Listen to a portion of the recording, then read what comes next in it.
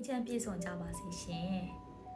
တကယ်တမ်းတော့လေအတန်ဒီမှာပါဝါရှိတယ်တဲ့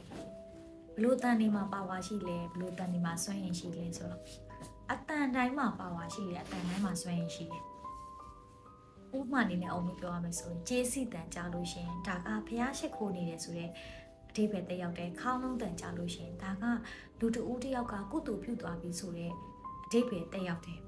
ဆိုတော့ဒီလိုတန်လေးတွေအောင်တို့ကတာယာနာပြုတ်ပွဲအတန်လေးလို့ဆိုပြီးတတ်မှတ်ကြတာမျိုးရှိတယ်ခါကြရင်စဉ်းစားကြည့်အောင်တို့ရေတကုံသွားတယ်ရေတကုံကရေစီးကြတန်ကအုံတို့စိတ်ကိုအေးချမ်းသွားစေတယ် healing ဖြစ်စေတယ်ဘာကြောင့်မှမသိဘူးဒီအတန်လေးကြားလိုက်ရင်ကိုပျော်ရွှင်နေတယ်ဒီအတန်လေးကြားလိုက်ရင်ကိုလူကလလူလနာနဲ့အေးချမ်းသွားတယ်ဒီအတန်လေးကြောင့်စိတ်ကျဉ်နှံ့မှုဖြစ်သွားတယ်ဒါအတန်နေမှာပါဝါရှိတယ်အဲ့ဒီအတိုင်းပဲကိုယ့်ရဲ့အတန်မှာလည်းပါဝါရှိတယ်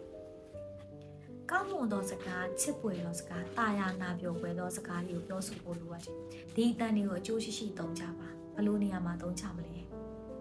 ကိုယ့်ရဲ့အတန်တွေကကောင်းမွန်တဲ့စွမ်းအားတွေရှိဖို့ကောင်းမွန်တဲ့ရလဒ်တွေရလံဖို့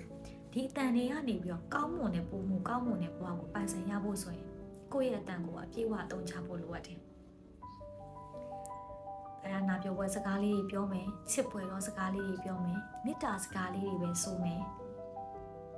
ဂုဏ်တော်တွေမေတ္တာတုတ်တွေမေတ္တာတော်တွေပွားများမယ်ဖျားစာတွေရွတ်ဖတ်မယ်ရွတ်ဖတ်ပူဇော်မယ်ဒါမိမိတို့ဘာသာရေးလိုက်ကြိုက်တာလုပ်လို့ရတယ်မိမိတို့ဖျားစာမိမိတို့ကျမ်းစာတွေကိုရွတ်ဖတ်နေလို့ရတယ်ဒါကောင်းတော့အတန်ပဲဖျားခုံတော်ချီးမွမ်းတာသူများတွေကကိုယ့်ရဲ့ဖျားကိုချီးမွမ်းကြတာပေါ့နော်အုံတို့ဆိုလည်းအုံတို့ရဲ့ဖျားခုံတော်တွေကိုပူဇော်တယ်မျှော်ကိုးပြီးတော့ယူတည်မှုနဲ့ပူဇော်ပေးရဒါတွေကကိုယ့်ရဲ့နှုတ်ကနေကိုယ့်ရဲ့အတန်ကနေကောင်းမွန်တဲ့အရာလေးတွေဖန်တီးဖို့အတွက်ကောင်းမွန်တဲ့အရာလေးတွေရရှိဖို့အတွက်အတန်ရဲ့စွမ်းအင်ကိုအသုံးချလိုက်တာ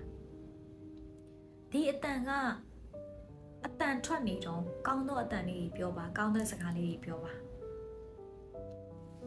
ရုပ်ရင်ကြမ်းတဲ့စကားတွေအစားကောင်းမွန်တဲ့စကားလေးတွေပြောပြီးတော့ကိုယ့်ရဲ့ဘဝကိုတဆင့်မြင့်တင်ဖို့အတွက်အရန်ရည်ကြီးပါတယ်ကိုယ့်ရဲ့ဘဝကိုမြင့်တင်ဖို့ဆိုရင်